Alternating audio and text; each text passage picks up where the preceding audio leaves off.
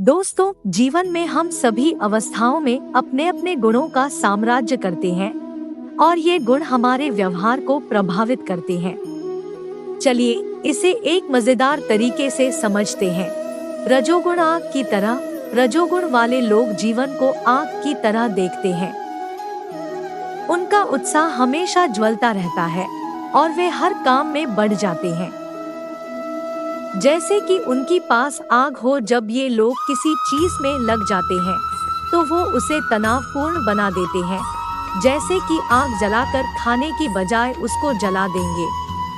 ऐसे लोगों का संवाद कभी ठंडा नहीं होता, हमेशा हॉट ही रहता है। सत्वगुण फ्रिज की तरह। सत्वगुण वाले लोग जीवन को फ्रिज की तरह देखते हैं। उनका मन सदैव शांत और ठंडा रहता है, जैसे कि उनकी जगह सभी तनावों को ठंडा कर देता है।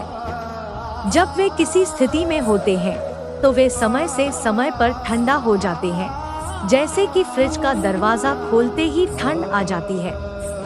तामस गुण अलमारी की तरह। तामस गुण वाले लोग जीवन को अलमारी की तरह देखते हैं।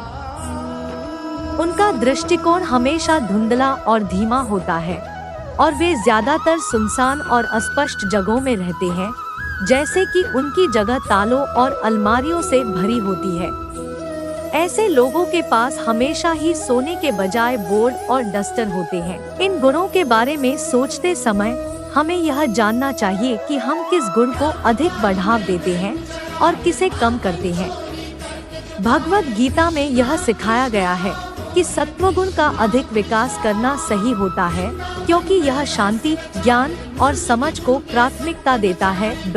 रजोगुण का भी आवश्यक स्थान है, लेकिन यदि हम इसे अधिक होने देते हैं तो हमें तनाव और आंदोलन में रहने का खतरा हो सकता है। इसलिए हमें रजोगुण को संतुलित रूप में रखने का प्रयास करना चाहिए।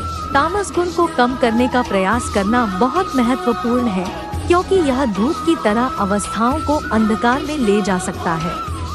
तामस गुण को कम करने के लिए हमें आध्यात्मिक जागरूकता और सजगता को बढ़ावा देना चाहिए।